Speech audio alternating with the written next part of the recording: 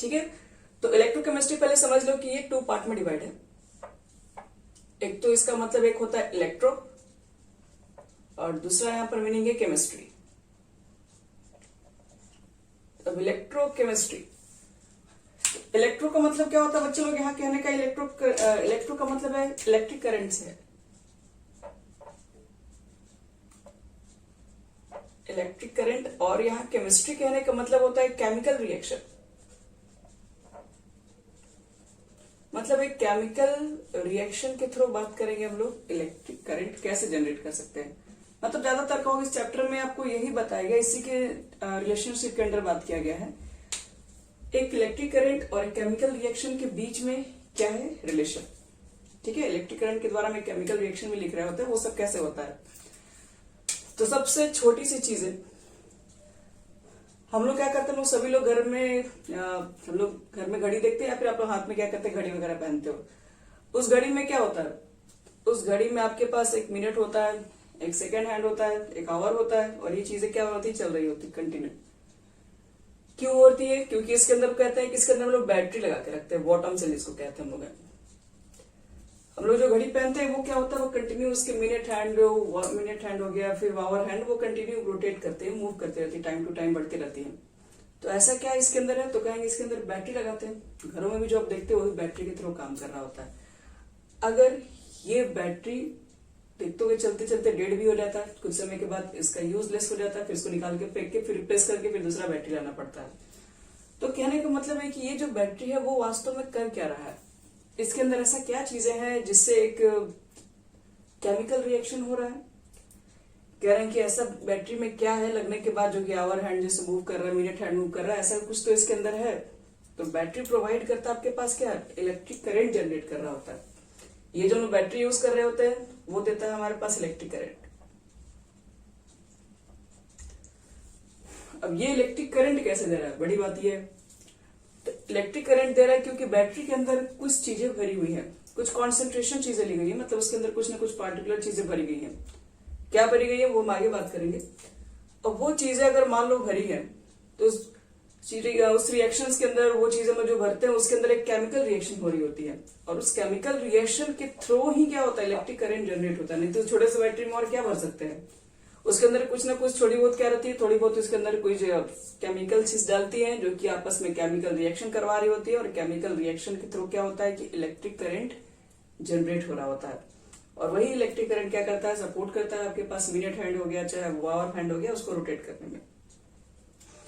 तो अब अगर कहेंगे कि आपने बैटरी का कन्वर्जन क्या देखा, तो बैटरी में केमिकल रिएक्शन था और केमिकल रिएक्शन के थ्रू क्या प्रोड्यूस हुआ, इलेक्ट्रिक करंट प्रोड्यूस हो रहा है। तो ये क्या होता है, ये चेंजिंग होता है जो कि एक केमिकल को इलेक्ट्रिक करंट में कन्वर्ट कर रहा होता है। और भी एग्जांपल में देखो, जो सबसे अच्छा एग्जांपल है जिसमें दोनों चीजें दिखाई पड़ती होती है, जैसे कि मान लो कि मोबाइल जो सेलफोन देखते हैं, सेलफोन दिन भर यूज कर रहे होते हैं। अभी हम लोग जो पढ़ रहे हैं उसमें भी सेलफोन का ही सब काम है। सेलफोन चलते चलते क्या होता है, कुछ समय के बाद इसकी बैटरी डेड हो जाती है। तो बैटरी डेड हो गई तो आप क्या करते हैं, फिर उसको चार्ज में जाके लगाते हैं। लाइट रहता है, चार्ज देते हो, और चार्ज के थ्रू क्या करते हो, उसका अपना पूरा बैटरी जो भी उसको फुल कर लेते हैं। तो आप चार्ज के थ्रू क्या कर रहे हैं, चार्ज के थ्रू आप एक इलेक्ट्रिक करंट सप्लाई कर रहे हैं। चार्ज के थ्रू यही नहीं होता है, ऐसा थोड़ी ना है कि बिना लाइट का आप उसको चार्ज कर लेंगे। तो इलेक्ट्रिक करंट सप्लाई कर रहे हो, और उस इलेक्ट्रिक करंट को क्या कर रहे हैं, वो जो आपके पास फोन है, फोन का जो बैटरी है वो इलेक्ट्रिक करंट को कन्वर्ट कर रहा है केमिकल रिएक्शन में, और उस केमिकल रिएक्शन से ही वो क्या हो रहा है, चार्ज हो रहा है। तो यहां पर भी एक प्रोसेस हो रहा है, लेकिन यहाँ पे थोड़ा प्रोसेस चेंज है। ये इलेक्ट्रिक करंट को तो ले रहा है, ये इलेक्ट्रिक करंट को लेकर वो केमिकल रिएक्शन करवा रहा है। और यहाँ पर क्या देख रहे थे हम लोग, जो क्या कहते हैं, जो वॉच वगैरह यूज कर रहे हैं, तो उसके अंदर हम लोग देख रहे हैं कि हमने क्या किया है, केमिकल रिएक्शन करवा के इलेक्ट्रिक करंट प्रोड्यूस किया है। और यहाँ पर क्या है, जब भी कोई मोबाइल वगैरह चार्ज में हम लोग लगा रहे होते हैं तो चार्ज के थ्रू क्या होता है कि इलेक्ट्रिक करंट की वजह से आपके पास बैटरी के अंदर जो भी केमिकल चीजें हैं उसको चार्ज में हम लोग करवाते हैं, ताकि वो फिर से वापस एक्टिवेट हो जाता है। तो इसका मतलब है कि एक बैटरी क्या कर रहा है, बैटरी अगर देखा जाए घड़ी का, तो वो कन्वर्ट कर रहा है केमिकल टू इलेक्ट्रिक करंट। अगर सेल फोन को देखा जाए, जब उसको चार्ज करवा रहा है तो वो इलेक्ट्रिक करंट को केमिकल रिएक्शंस के अंदर कन्वर्ट कर रहा है। फिर देखो सबसे बड़ा एग्जांपल, इन्वर्टर। इन्वर्टर क्या कर रहा है? तो इन्वर्टर कह रहे हैं कि ऐसे मान लो कि हम लोग लाइट कट गया तो हम लोग क्या ऑन करते हैं, इन्वर्टर ऑन कर लेते हैं। इन्वर्टर क्या कर रहा होता है? इन्वर्टर के अंदर एक बैटरी आप लोग रखते हैं और बैटरी के अंदर क्या होता है, कुछ केमिकल रिएक्शन हो रही होती है जो कि लाइट कटने के बावजूद भी आपको इलेक्ट्रिक करंट प्रोवाइड कर रही है। तो इसका मतलब है कि इस बैटरी के अंदर कुछ केमिकल रिएक्शन है, केमिकल टू इलेक्ट्रिक करंट में कन्वर्ट हो रहा है। लेकिन उसको चलाते रहोगे तो कंटिन्यू, तो क्या होगा, कुछ समय के बाद वो भी डिस्चार्ज हो जाएगा पूरी तरीके से। डिस्चार्ज होने के बाद क्या करते हैं हम लोग, लाइट से लेके उसका प्लग में डालते हैं और फिर वापस इलेक्ट्रिक करंट देकर उसको चार्ज भी कर रहे होते हैं। तो इसका मतलब है कि इन्वर्टर तो जो एग्जांपल जो है, जो इन्वर्टर है, जो बैटरी, वो तो दोनों तरह का काम कर रहा है। वो चार्ज भी कर पा रहे हैं, ठीक है, और उस चार्ज के थ्रू फिर क्या करे, फिर उसका यूटिलाइज भी कर रहे हैं। मतलब वो इलेक्ट्रिक करंट को देकर उसको चार्ज करवा रहे हैं, तो क्या वो इलेक्ट्रिक करंट से केमिकल रिएक्शन को भी करवा रहे हैं और फिर वापस वो केमिकल रिएक्शन को कन्वर्ट किसमें कर रहा है, वो है इलेक्ट्रिक करंट में भी कन्वर्ट कर रहा है जब आपके पास लाइट कट जा रहा है, जब उसको लोग यूज कर रहे होते हैं। तो यही चीजें यहाँ पर है। बैटरी भी समय का आप देखते हो कि कुछ समय के बाद, बहुत समय के बाद चलते चलते वो खराब भी हो जाती है। क्यों खराब होती है, सर्विस चैप्टर में पढ़ना होता है, लेकिन वो बेसिक आपको 12th में पढ़ना है। जो यहाँ पढ़ना सिर्फ वो बता रहे हैं आपको, यहाँ पर सिर्फ गैल्वेनिक सेल के बारे में पढ़ना होता है। अब ये गैल्वेनिक सेल क्या है, इलेक्ट्रोलाइटिक सेल क्या है, यही आपके पास डिफरेंस की बेसिस उस क्लासिफिकेशन के है। जैसे हम लोग देख रहे हैं कि कुछ ऐसी चीजें हमारे पास है जो कि केमिकल से इलेक्ट्रिक करंट जनरेट कर रही होती है। तो जो भी याद रखना, जो केमिकल को इलेक्ट्रिक करंट में कन्वर्ट करता है उसी को हम लोग गैल्वेनिक सेल कहते हैं। और इसका जस्ट अपोजिट, जो इलेक्ट्रिक करंट को केमिकल में यानी केमिकल रिएक्शन में कन्वर्ट कर रहा होता है, तो वो हमारा होता है इलेक्ट्रोलाइटिक सेल होता है। तो आओ पहले इलेक्ट्रोकेमिस्ट्री में थोड़ी सी डेफिनेशन लिखते हैं, फिर इसके टाइप्स को देखते हैं और फिर गैल्वेनिक सेल को प्रोड्यूस आगे मतलब प्रोसीड करते हैं। एक लाइन इसके बारे में लिख ले रहे हैं अभी फिलहाल। It is A branch of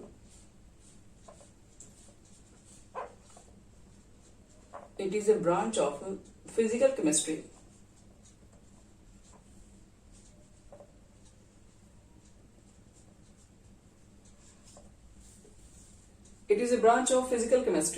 which deals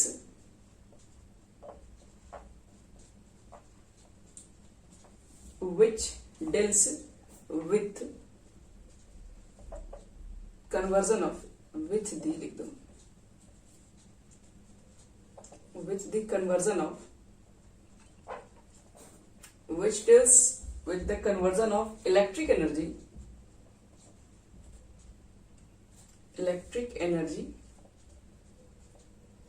into chemical energy, electric energy को केमिकल एनर्जी में, एंड केमिकल टू इलेक्ट्रिक।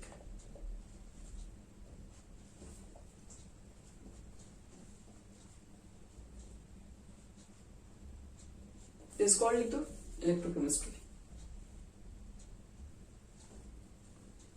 इसमें और भी पढ़ते हैं, सिर्फ इलेक्ट्रिक को केमिकल, केमिकल को इलेक्ट्रिक, और also deals with conductance of solution भी पढ़ते हैं, लिख दो एंड ऑल्सो डील्स विथ।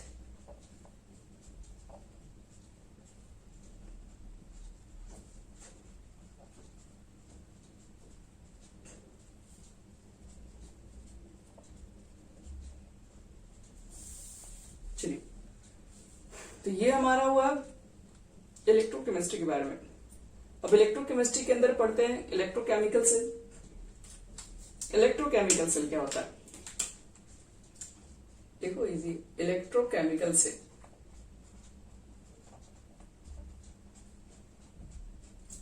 देखो इलेक्ट्रोकेमिकल सेल क्या है। इलेक्ट्रोकेमिकल सेल जैसे कि हम लोग देख रहे हैं कि इलेक्ट्रिक को एनर्जी को कन्वर्ट कर रहा है केमिकल में, केमिकल को इलेक्ट्रिक में। तो ये जो कन्वर्जन होता है, जो भी इस तरह के कन्वर्जन कर पाते हैं सेल, उस सेल को बोला जाता है इलेक्ट्रोकेमिकल सेल। इलेक्ट्रोकेमिकल सेल का मतलब आपके पास कुछ मटेरियल्स होंगे, कोई भी सेल्स हो सकते हैं, वो बैटरी भी हो सकता है, कुछ भी हो सकता है। तो जो भी आपके पास सेल इलेक्ट्रिक एनर्जी को केमिकल और केमिकल को इलेक्ट्रिक दोनों में कन्वर्ट कर पाते हैं, तो इसको बोलते हैं इलेक्ट्रोकेमिकल सेल। शॉर्ट में बोलोगे it is a device. It is a device, ये एक डिवाइस है which can inter convert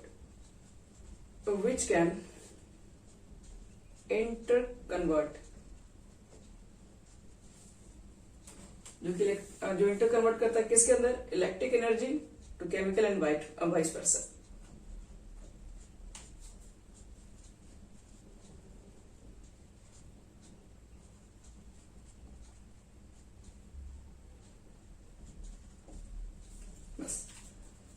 electrochemical cell का मतलब बच्चे लोग यही है जो कि कन्वर्जन कर रहा होता है।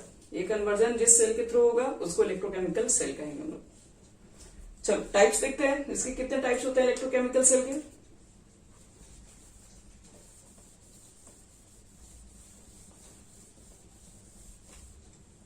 लिखो types of electrochemical cell.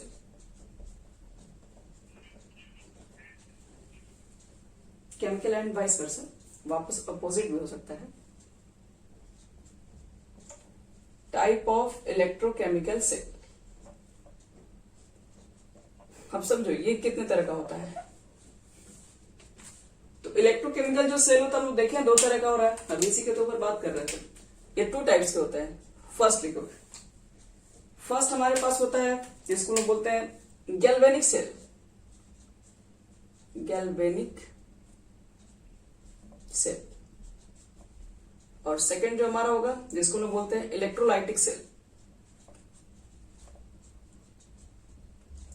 Electrolytic cell, ये 2 तरह का हमारा सेल है, एक गैल्वेनिक सेल है, दूसरा इलेक्ट्रोलाइटिक सेल होगी। आओ थोड़ा बहुत समझते हैं दोनों में डिफरेंस क्या है, दोनों किस तरह के सेल्स होते हैं। और हम लोग को सिर्फ बात करना है किसके ऊपर, हम लोग को इस पूरे चैप्टर के अंदर जो 11th में पढ़ना होता है वो सिर्फ गैल्वेनिक सेल होता है। गैल्वेनिक सेल को वोल्टाइक सेल भी बोलते हैं।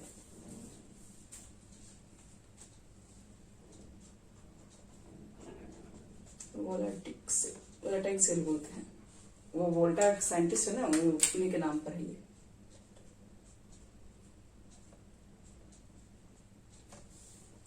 चलो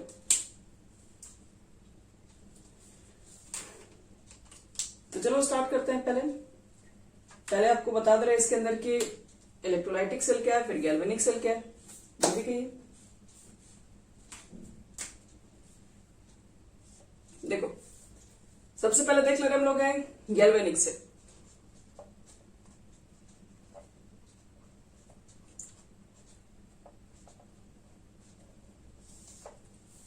गैल्वेनिक सेल एक ऐसा सेल होता है जिसमें केमिकल एनर्जी को कन्वर्ट किया जाता है इलेक्ट्रिक एनर्जी के अंदर, यानी बोल सकते हैं डोट cell which convert chemical energy into electrical energy, chemical energy into electrical energy. वैसा कोई भी सेल अगर जो केमिकल को इलेक्ट्रिक में कन्वर्ट कर रहा होता है वो आपके पास एक गैल्वेनिक सेल है। हम गैल्वेनिक सेल की थोड़ी सी खासियत, ये जैसे भी सेल होंगी तो हर सेल के अंदर, हर एक बैटरी के अंदर एक कैथोड होता है, याद रखिएगा, और एक होता है एनोड। अब हम लोग जैसे बचपन में डेफिनेशन सीखते थे कैथोड्स का सिंबल देके, एनोड का डेफिनेशन मतलब सिंबल देके, तो उस तरह से हम नहीं पहचानेंगे। ऐसे तो हम लोग बोलते हैं कैथोड नेगेटिव होता है, एनोड पॉजिटिव होता है, लेकिन ये डेफिनेशन हर जगह सही नहीं है। कैथोड को आप सिंबल से देख के नहीं बता सकते हैं सिर्फ, क्योंकि यही 2 सेल है, अलग अलग दोनों कंडीशन में दिखाई पड़ जाएगा, किसी में कैथोड पॉजिटिव है, किसी में नेगेटिव है। तो कैथोड तो गैल्वेनिक सेल होगी तो पॉजिटिव रहता है, और एनोड होता है आपके पास है नेगेटिव। और कैथोड को हम लोग सिंपल वे में अगर बात करें तो कैथोड की कोई आपसे डेफिनेशन पूछे तो आप इसको ऐसे बोलिए, the electrode eight which reduction occurs, जिस पर रिडक्शन होता है वो कैथोड है, और जिस पर ऑक्सीडेशन हो रहा होता है वो एनोड होता है। ये दोनों, ये डेफिनेशन तो हर सेल में काम करेगा, लेकिन चार्जेस अलग अलग हो सकते हैं। अगर गैल्वेनिक सेल होगा तो वहां पर जो कैथोड होता है उसको पॉजिटिव मानते हैं, एनोड जो होता है वो नेगेटिव होता है। दूसरी बात, the energy generated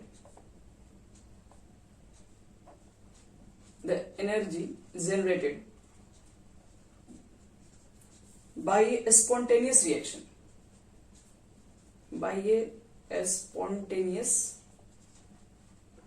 reaction is converted into electrical energy,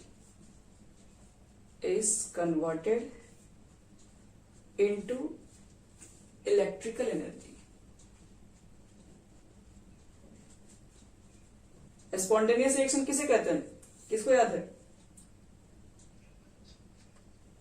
हाँ, वेरी गुड। देखिए वैसा रिएक्शन जो खुद से हो जाए, आप घर में करेंगे, हम लोग जो बैटरी वगैरह यूज कर रहे हैं वॉच में, तो क्या देख रहे हैं इसके अंदर हम लोग को टाइम टू टाइम थोड़ी ना कोई एक बार डाल दिए तो डालने के बाद वो कंटिन्यू अपना वर्क करते रहेगा जब तक कि उसके अंदर पूरा खत्म ना हो जाए बैटरी। तो ये स्पॉन्टेनियस रिएक्शन है, आपको बस एक बार इनिशिएट करना है, वो फिर कंटिन्यू करते रहेगा। आपको बीच बीच में हर जगह इलेक्ट्रिक करंट सप्लाई करते हुए नहीं चलना है। तो यही चीजें यहाँ पर है, ये एक स्पॉन्टेनियस रिएक्शन के थ्रू काम कर रहा होता है। और जब भी एक स्पॉन्टेनियस रिएक्शन होगा तो एक बात यहाँ पर हम और बोलेंगे जिसके बारे में भी आपको नॉलेज नहीं है, मतलब वो थर्मोडायनेमिक्स नहीं पढ़ना है, जैसे मैंने एंट्रोपी बता रहे थे, और एक होता है गिब्स फ्री एनर्जी जिसको डेल्टा जी से इंडिकेट करते हैं। यहाँ पर जो गिब्स फ्री एनर्जी होता है वो क्या होता है, वो लेस देन जीरो होता है, वो निगेटिव होता है। इसको क्या है, हम इसको आपको संडे को क्लियर करा देंगे। ये होता है क्या, गिब्स फ्री एनर्जी जो खुद की आपके पास जो यूजफुल एनर्जी होती है उसी को हम लोग गिब्स फ्री एनर्जी बोलते हैं। तो यहां पर क्या कर रहा है, ये सिस्टम अपने आप वर्क कर रहा है, मतलब खुद से वर्क कर रहा है। तो खुद से वर्क कर रहा है इसका मतलब है कि अपने एनर्जी को क्या रिलीज कर रहा होगा, इसलिए डेल्टा जी यहाँ पर नेगेटिव आता है। डेल्टा जी के बारे में हम लोग डिटेल बात करेंगे, बस अभी याद रखो कि सिस्टम जब खुद से वर्क कर रहा है, क्योंकि स्पॉन्टेनियस रिएक्शन ये अपने आप से ही हो रहा होगा, तो अपने आप से रिएक्शन अगर है जाहिर सी बात है यहाँ पर डेल्टा जी को यहाँ पर सिस्टम को खुद से वर्क करना पड़ा, डेल्टा जी नेगेटिव होगा। तो ऐसे इसको याद रख सकते हो। तो गैल्वेनिक सेल के बारे में कुछ बातें जो याद रखना पड़ेगा, ये एक ऐसा सेल है जो केमिकल को इलेक्ट्रिक में कन्वर्ट कर रहा होता है। हम लोग जितने टाइप की बैटरी सब यूज करते हो, ज्यादातर बैटरी आपके पास गैल्वेनिक सेल ही है। जो घड़ी वगैरह में आप लोग देखते हैं, टॉर्च वगैरह में जो बैटरी यूज कर रहे होते हैं, वो सबके सब क्या है, वो सबके सब गैल्वेनिक सेल ही तो है। यूज करते हो, फेंक देते हो। तो ये जो यूज हो रहा होता है उसके अंदर एक केमिकल रिएक्शन हो रहा होता है जब तक हम लोग उसका यूज कर रहे होते हैं। तो वो क्या करता है, केमिकल को कन्वर्ट करता है इलेक्ट्रिक करंट के अंदर। कैथोड पॉजिटिव, एनोड नेगेटिव, और एनर्जी जो भी इससे जनरेट हो रहा है वो एक स्पॉन्टेनियस रिएक्शन है, और स्पॉन्टेनियस रिएक्शन के केसेस में डेल्टा जी होता है नेगेटिव। चलो ये तो हो गया गैल्वेनिक सेल। अब बात करते हैं इलेक्ट्रोलाइटिक सेल।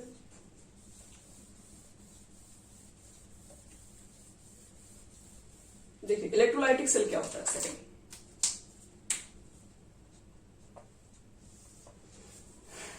लिखो तो, those cell which convert electric energy into chemical energy। Electric energy, इस बार ये इलेक्ट्रिक एनर्जी बच्चे यूज हो रहा है, electric energy into chemical reaction भी बोल सकते हो, केमिकल एनर्जी बोलो ज्यादा सही रहेगा। Is called electrolytic cell, is called electrolytic cell. यानी बोल सकते हैं कि वैसा कोई भी सेल जो कि कन्वर्ट कर रहा होगा इलेक्ट्रिक को केमिकल के अंदर, तो इस तरह के सेल को इलेक्ट्रोलाइटिक सेल कहते हैं। क्या बात है कि इस तरह के सेल को हम लोग कभी देखे भी है, क्योंकि बैटरी वगैरह तो डेली ऑब्जर्व कर रहे हैं, तो इस तरह के सेल्स को आप देखे हैं। कैसे पढ़े होंगे छोटे क्लासेस में, 10th क्लासेस में हम लोग ये बातें तो सीख लिया रहता है। जैसे मान लो कि अगर आपको NaCl को, ठीक है, इलेक्ट्रोलाइसिस करवाना है, बड़े इलेक्ट्रोलाइसिस के थ्रू हम लोग क्या करते हैं, उसके कंपोनेंट को सेपरेट करना चाहते हैं। हम चाहते हैं कि Na को अलग कर दे, Cl को अलग कर दे। तो NaCl को अलग कैसे करेंगे, तो पहले आप NaCl को सॉलिड के फॉर्म में रहता है, आप उसको पहले मेल्ट करोगे, मेल्ट करके पूरा लिक्विड के फॉर्म में कन्वर्ट कर लोगे। मान लो ये लिक्विड के फॉर्म में डाल दिया, फिर क्या होता है, फिर इसके अंदर आप दो इलेक्ट्रोड रहता है, एक पॉजिटिव रहता है और एक नेगेटिव रहता है, और इस दोनों इलेक्ट्रोड को क्या करते हैं, बैटरी के थ्रू कनेक्ट कर देते हैं हम लोग। तो बैटरी के थ्रू कनेक्ट करने के बाद जैसे ही हम लोग यहाँ पर स्विच लगा रहता है, स्विच ऑन करते हैं, तो स्विच ऑन करने पर क्या होता है, यहाँ पर पॉजिटिव चार्ज जनरेट हो जाता है और यहाँ पर नेगेटिव चार्ज जनरेट हो जाता है। और आपके पास इस सॉल्यूशन के अंदर क्या, NaCl को आपने मेल्ट कर दिया, तो थोड़े बहुत उसके आयन तो फ्री ही होंगे क्योंकि सॉलिड के फॉर्म में अब नहीं है ये। तो अब क्या करेंगे, पॉजिटिव वाला नेगेटिव प्लेट की तरफ दौड़ेगा, नेगेटिव वाला पॉजिटिव प्लेट की तरफ दौड़ेगा, और यहाँ पे एक हम केमिकल रिएक्शन लिखते हैं। कैथोड पर क्या होता है, इलेक्ट्रॉन को, अब Na क्या करेगा, Na इसके पास जाके इससे इलेक्ट्रॉन गेन करके Na में कन्वर्ट हो रहा होता है। तो इस तरीके से हम रिएक्शंस लिख देते हैं 10th क्लास के अंदर। तो यहाँ पर भी देखिए, तो इस तरह का सेल को ही बोलते हैं इलेक्ट्रोलाइटिक सेल। आपने क्या कर रहे हैं, आप यहाँ पर एक इलेक्ट्रिक करंट सप्लाई कर रहे हैं, बैटरी यहाँ पर आप लगा रहे हैं, तो बैटरी देकर क्या कर रहे हो, इलेक्ट्रिक करंट ही तो उसको दे रहे हो। इलेक्ट्रिक करंट देने के बाद ही ये केमिकल रिएक्शन स्टार्ट हुआ, नहीं तो इलेक्ट्रोड डाल के छोड़ दीजिए, बैटरी आप ऑन ही नहीं कीजिए। तो ऐसा थोड़ी नहीं कि आप Na के कंपोनेंट को अलग कर लेंगे, Cl के कंपोनेंट को अलग कर देंगे, तो जैसा सोल्यूशन के अंदर ही रहेगा। जब तक इसके अंदर इसको चार्जेबल नहीं किया जाए, इसके अंदर बैटरी से इसको कनेक्ट नहीं किया जाए, तब तक आप NaCl के कंपोनेंट्स को अलग नहीं कर सकते हैं, मतलब एक केमिकल रिएक्शंस नहीं करा सकते हो। तो यहाँ पर हम लोग एक केमिकल रिएक्शन तो करा रहे हैं, लेकिन इस केमिकल रिएक्शन के लिए हम लोग इलेक्ट्रिक करंट सप्लाई कर रहे हैं। तो ऐसा कोई भी सेल, इस तरह के जो सेल होते हैं, ये जो सेल की जो यूज कर रहे हैं, ये जो सेटअप दिखाई पड़ रहा है, इसको इलेक्ट्रोलाइटिक सेल कहा जाता है। तो वैसा कोई भी सेल जिसमें इलेक्ट्रिक एनर्जी को केमिकल एनर्जी के अंदर कन्वर्ट करते हैं, तो उस सेल को हम लोग बोलते हैं इलेक्ट्रोलाइटिक सेल। तो इलेक्ट्रोलाइसिस जिसके द्वारा भी कराते हैं वो सब सेल को कहा जाता है इलेक्ट्रोलाइटिक सेल कहते हैं। अब देखो, इलेक्ट्रोलाइटिक सेल के अंदर बात करते हैं कैथोड और एनोड। तो कैथोड तो अभी हम लोग पीछे जस्ट पॉजिटिव देखे हैं, लेकिन यहाँ पर हो जाता है नेगेटिव और यहाँ हो जाता है पॉजिटिव। इसलिए चार्ज से कैथोड एनोड को नहीं याद रखेंगे आज के बाद। फिर कैथोड के लिए डेफिनेशन वही है चलो, ये कैथोड जो होगा आपके पास, कैथोड जब भी हो रहा होगा तो वहां प्रोडक्शन होता है, कैथोड पर मिस रिडक्शन का केसेस होते हैं, यानी बोलेंगे दो इलेक्ट्रोड बीच क्या ना कर प्रोडक्शन, और यहां पर होगा ऑक्सीडेशन। लेकिन एक बार सोचिए कि आपके पास ये रिएक्शन को स्टार्ट करने के लिए, अब हम लोग तो देख रहे हैं कि बैटरी यूज करने के बाद बैटरी कंटिन्यू अपने काम करते रहता है, लेकिन अगर मान लो कि इलेक्ट्रिक करंट हम लोग दे दें, ठीक है, तो बिना इलेक्ट्रिक करंट के तो इस रिएक्शन को स्टार्ट ही नहीं किया जा सकता है। इलेक्ट्रिक करंट आपको सप्लाई करना पड़ेगा और टाइम टू टाइम उसको कंटिन्यू देना भी पड़ेगा। इलेक्ट्रिक करंट बंद कर दीजिएगा, केमिकल रिएक्शन आपके पास बंद हो जाएगा। तो इस रिएक्शन को स्टार्ट करने के लिए हमको इलेक्ट्रिक करंट एक्सटर्नल सोर्स की जरूरत पड़ रही है, तो इसलिए हम लोग बोलते हैं ये एक नॉन स्पॉन्टेनियस रिएक्शन है।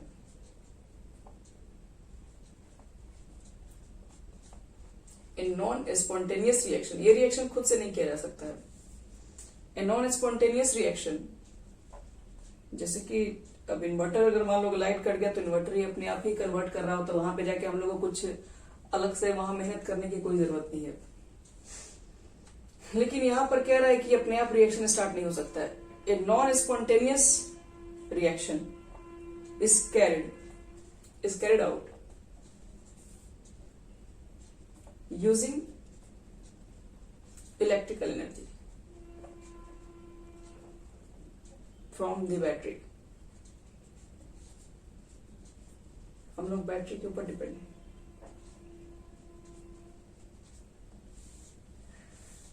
और इस केस में हम लोग ने यहाँ पर एनर्जी को सप्लाई कर रहे हैं। देख रहे हो कि इसमें हम लोग इलेक्ट्रिक करंट दे रहे हैं, वहां सिस्टम खुद से क्या कर रहा था, वो खुद से इलेक्ट्रिक करंट जनरेट कर रहा था, तो उसमें एनर्जी उसकी मतलब क्या लूज हो रही थी।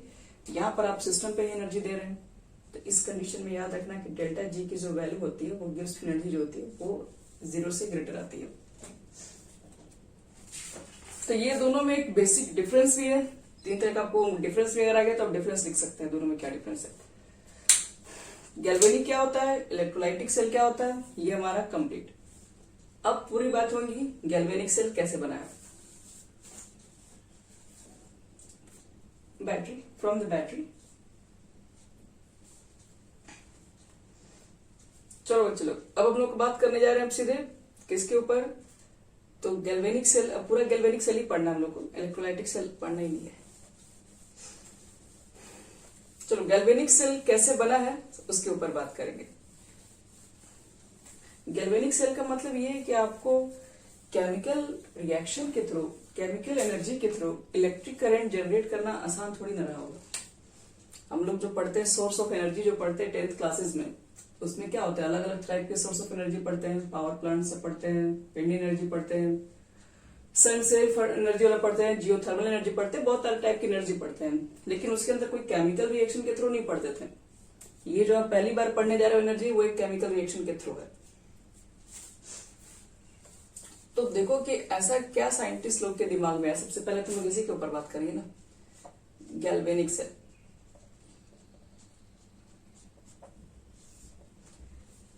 ऐसा क्या साइंटिस्ट के दिमाग में आया होगा जो उनको लगा होगा कि केमिकल रिएक्शन से भी इलेक्ट्रिक करंट तैयार कर सकते हैं। अगर मान लो केमिकल रिएक्शन से इलेक्ट्रिक करंट तैयार नहीं करते तो हमारे आज के डेट में बहुत सारे काम ही नहीं हो पाते। हम लोग जो लाइट कटने के बावजूद भी इन्वर्टर चार्ज करके पढ़ ले रहे हैं, सब काम कर ले रहे हैं, बिल्कुल लाइट की तरह ही जो करते हैं, तो वो तो सब वो आपके पास गैल्वेनिक साइंटिस्ट की वजह से ही हुआ है, जो कि आप इतना आज काम कर पा रहे हैं। तो ये सब चीजें कैसे हुआ, ये इन्होंने ऐसा क्या मतलब किया था कि इनको लगता था कि केमिकल रिएक्शन से इलेक्ट्रिक करंट जनरेट किया जा सकता है। तो ये एक तरीके से कहा जाए तो पूरा इनका जो बात है वो सब कुछ एक्सपेरिमेंट है। वो आपको हम थोड़ा बहुत एक्सपेरिमेंट समझा दे रहे हैं। वो एक्सपेरिमेंट क्या कर रहे थे, कर कुछ और रहते हैं, लेकिन यही बात है केमिस्ट्री में कुछ और किया जाता है लेकिन कुछ और हो जाता है, वहां से कुछ नई चीजें डिस्कवर हो जाती है। तो देखो ये क्या कर रहे थे, एक बार लेबोरेटरी में ऐसे बैठे हुए थे, साइंटिस्ट लोग हैं तो लेबोरेटरी में कुछ ना कुछ तो करते ही रहेंगे, भले उससे क्या हो रहा होगा, क्या रिजल्ट आएगा उस समय उनको नहीं मालूम रहता ये बात है। तो इन्होंने क्या लिया था, एक बीकर लिया हुआ था और इस बीकर के अंदर उनके क्या मन में आया था ये सब चीजें कोई नहीं जान रहा था। उनके बीकर के अंदर यहाँ पर एक सोल्यूशन उन्होंने भर दिया था और इसमें कौन सा सोल्यूशन था, तो वो सोल्यूशन हमारे पास कॉपर सल्फेट का सोल्यूशन था। ऐसे ही इधर उधर कर रहे होंगे मान लो, तो इसके अंदर कॉपर सल्फेट का सोल्यूशन उन्होंने भर दिया। अब क्या किया, कॉपर सल्फेट के एक्वा सोल्यूशन को भरने के बाद फिर उन्होंने क्या लिया था, देखिए उसके बाद उन्होंने एक जिंक का टुकड़ा लेके आए थे, जिंक रड, एक बड़ा सा जिंक का रड लेके आए थे और जिंक के रड को लाकर वो क्या किए थे, इसी के अंदर डुबो के रख दिए थे। तो आपको बता रहे हैं कोई उनका मेन पर्पस नहीं था कि क्या करना है, वो बस ऐसे कर रहे थे। जिंक का एक मोटा सा रड था, डाल दिए और फिर अपने काम में मान लो कुछ कर रहे होंगे, कुछ भूल गए होंगे, फिर चले गए वो बाहर, फिर आए होंगे शाम में आकर फिर वो चीजें को देख रहे होंगे, क्योंकि सामने आके अपना देखना भी तो है ना कि कुछ कर रहे हैं, कुछ अंदर कुछ जो रखे हैं वो कुछ खराब नहीं हो जाए, नहीं तो मालूम चलेगा रात को रिएक्शन वगैरह कुछ हो गया तो कुछ भी हो सकता है, केमिकल चीजें के ऊपर कोई चीज नहीं कर सकते हैं।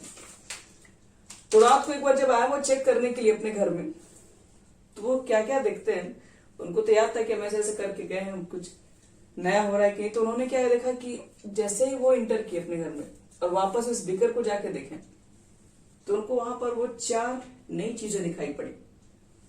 अब वो 4 नई चीजें क्या थी, अब इसी के ऊपर बात करना है। सबसे पहले क्या किए थे, जो एक्सपेरिमेंट किया उसी के ऊपर बात कर रहे हैं। सबसे पहले गैल्वेनिक ने क्या किया था, एक जिंक के रड को लिए थे, वेने जिंक रड, इसको क्या किए थे, वो प्लेस किए थे, इज प्लेस्ड कहां पर, तो in an aqua solution of copper sulphate. Copper sulphate के एक्वा सोल्यूशन में जिंक रड को डाल दिया गया था, ठीक है। फॉलोइंग ऑब्जर्वेशन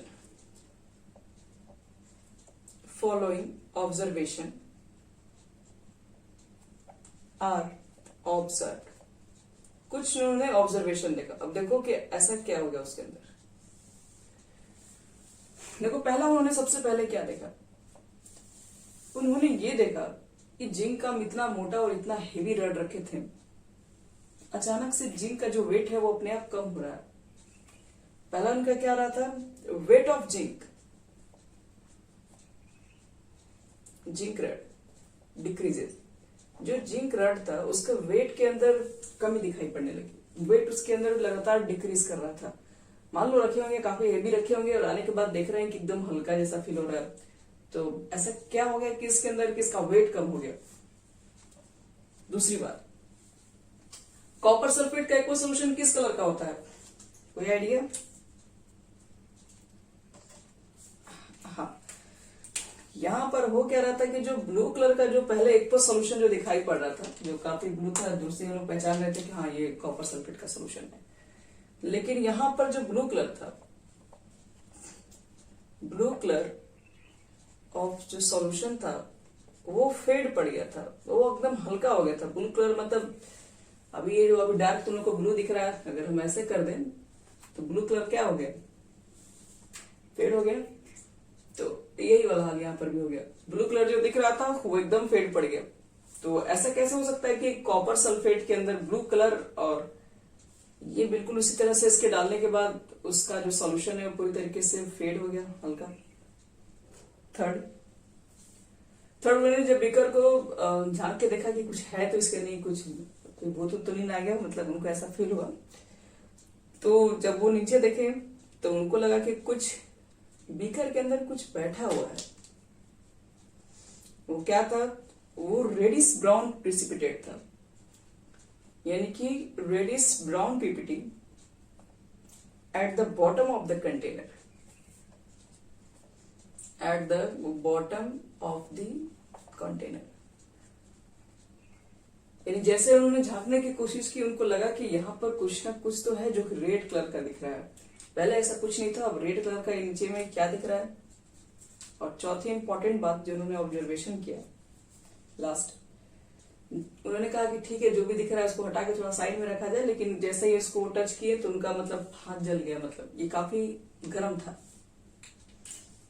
यानी बोल सकते हैं कि टेम्परेचर ऑफ सॉल्यूशन इंक्रीज्ड। तो इतनी चीजें वो दिखाई पड़ा उनके एक छोटे से ऑब्जर्वेशन में। उन्होंने 4 चीजों को देखा। हम लोग ये 4 चीजों को देखेंगे तो हम लोग गौर नहीं करेंगे ऐसा क्यों हुआ, छोड़ देंगे, हो गया, अब आगे क्या मतलब हम लोग को है। लेकिन वहां पर तो उन लोग साइंटिस्ट है, तो उन लोग तो यही सब काम क्यों हो रहा है उनके ऊपर फोकस करना है। तो ये सब चीजें उन्होंने जब देखी तो इसके ऊपर क्या किया, फिर सोचना स्टार्ट किया कि ऐसा मतलब क्या हो रहा है कि जिंक का वेट ही अपने आप कम होते चला जा रहा है। ऐसा कैसे हो सकता है। एक कोई भी मान लो एक्सपेरिमेंट कर रहे हैं, तो किसी एक्सपेरिमेंट के थ्रू किसी का वेट कैसे कम हो जा रहा है। पहली बात है, कोई हम लोग इसके अंदर तेजाब तो डाले नहीं है कि वेट कम हो जा रहा है। दूसरी है आपके पास है कि ब्लू कलर जो था कॉपर सल्फेट का सोल्यूशन, ये धीरे धीरे इसका रंग धीमा धीमा क्यों होते चला जा रहा है। थर्ड था कि सॉल्यूशंस के अंदर जो बॉटम ऑफ द कंटेनर था, एकदम नीचे में बैठा हुआ था, वो था आपके पास रेडिश ब्राउन प्रेसिपिटेट था। और सबसे लास्ट बात कि यहाँ पर टेम्परेचर कहाँ से आया और कैसे ये इंक्रीज हो गया। तो इसी के ऊपर सोचना स्टार्ट किया गया। सोचते सोचते बहुत लोग को बताया होंगे, उन लोग भी सोचते होंगे सब कुछ। और सोचने के बाद फाइनली लोग अलग अलग अपना कंक्लूजन लिए। और देखो फाइनल हुआ क्या, हर एक 4 चीजों का हमारे पास आंसर मिल गया। तो देखिए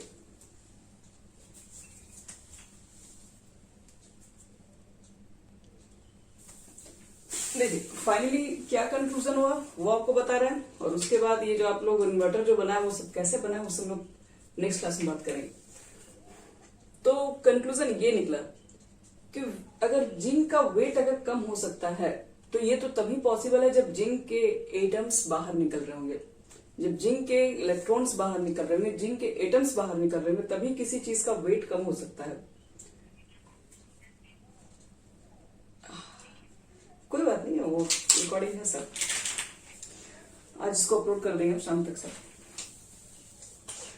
याद है इसमें जिंक का वेट कंटिन्यू कम होने के पीछे रीजन तो तभी हो सकता है अगर हम इसका वेट अगर हम मेजर कर रहे हैं इतना है।